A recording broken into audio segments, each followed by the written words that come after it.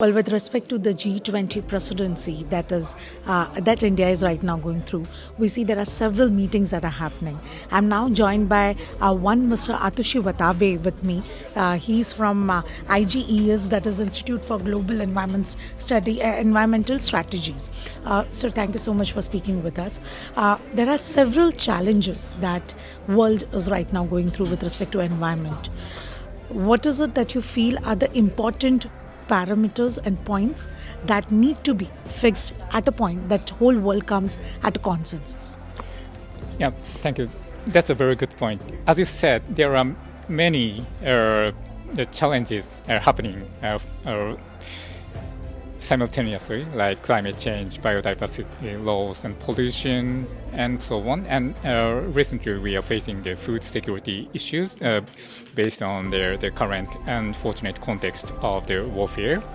So, what we should prioritize is how we can identify the point where we can work on these issues simultaneously.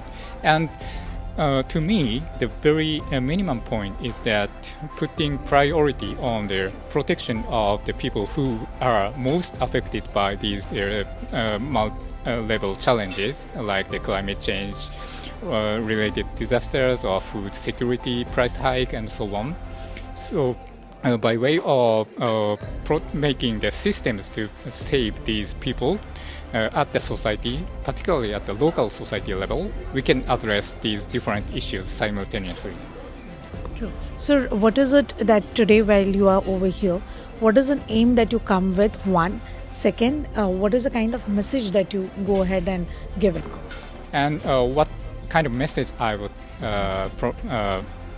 put forward in this meeting is that, well, we have talked a lot about individual behavior changes to reduce carbon footprint to mitigate climate change. But actually, in real world, this approach will not work very well because people already face many challenges, as you said, their food security or aging of population, health concerns, and so on. So what we should do instead of promoting individual private action, what we should promote more of the collective efforts to create the systems which enable people to meet their basic needs without depending on the carbon-intensive products or services. For example, talking about the transportation, we cannot just tell people to please stop using private vehicle because they are depending on private vehicle to go to hospital or go to shopping for their basic food and so on in many societies. Instead, we can we can invite people to discuss what kind of alternative transportation system is more supportive for their survival, meeting their basic needs without using fossil fuels. And this is the most effective way to enable sustainable lifestyle based on the local context. So, playing on the part of the action-oriented country, India is playing an important role in sustainability development. They're taking several leads ahead.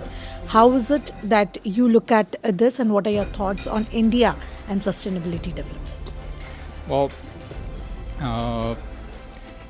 actually, a lot of ideas for sustainable development and also enabling sustainable livelihoods for people can learn from their both traditional and ongoing efforts in India by, for example, promoting more local products and local consumption. And this will bring more employment opportunity for people and simultaneously reduce the carbon footprint and massive resource use for the society. So we can learn quite a lot from the experience of Indian society toward sustainable development, both at the cities and communities globally.